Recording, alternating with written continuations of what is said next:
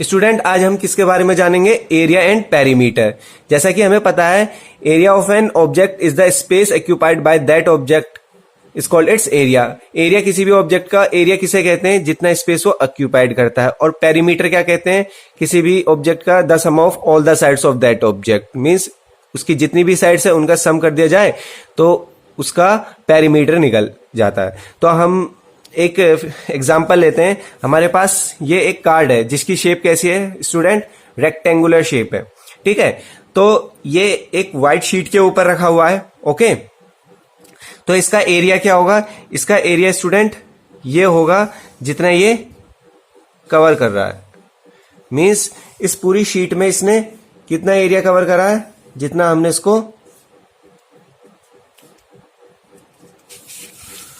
ये black portion जो है इसका एरिया, मींस इसका एरिया स्टूडेंट कितना है? ये वाला पोर्शन इसका एरिया है, ठीक है। दिस इज द एरिया, और we can say simply the space occupied by the object, that is this card. इस कार्ड ने जितना स्पेस ऑक्यूपाइड करा है बेटा, वही क्या है? इसका एरिया। और इस कार्ड ने जो रेक्टेंगुलर शेप है, कितना एरिया कवर करा है इस व्हाइट पेपर पे? इतना पोर्शन। तो यही इसका एरिया है, जो ये ब्लैक पोर्शन है, ओके। इसके बाद हम देखेंगे इसी फिगर का, मींस इसी कार्ड का जो पेरीमीटर होगा स्टूडेंट कैसे होगा। हमें सिंपली पता है कि पेरीमीटर किसी भी फिगर का क्या होता है? सम ऑफ ऑल द साइड्स। अच्छा, इसमें कितनी साइड्स हैं? 4 साइड्स है, रेक्टेंगुलर है। बट अगर हमें ये कहा जाए कि इसके हमें चारों तरफ हमें क्या लगानी है? इसके बाउंड्री पे थ्रेड पेस्ट करनी है। तो हम स्टूडेंट कैसे करेंगे पेस्ट? तो हम एक कॉर्नर से स्टार्ट करेंगे और उसे पेस्ट करते चले जाएंगे, और इसे मेजर करना है एट द एंड हमें। तो हम इस कोने से इसे स्टार्ट करते हैं, then this, after that here, after that this, and finally this, okay. Means हमारी इतनी थ्रेड यूज हुई है। अगर हम इसको मेजर करें तो ये एक स्केल है जिसमें 30 सेंटीमीटर का ये एक स्केल है। तो इसको अगर हम मेजर करें तो स्टूडेंट कैसे मेजर करते हैं इसे? दिस, लाइक दिस, 30 सेंटीमीटर यहां तक हो गया। After that 30 centimetre here, and after that this portion, that is 6।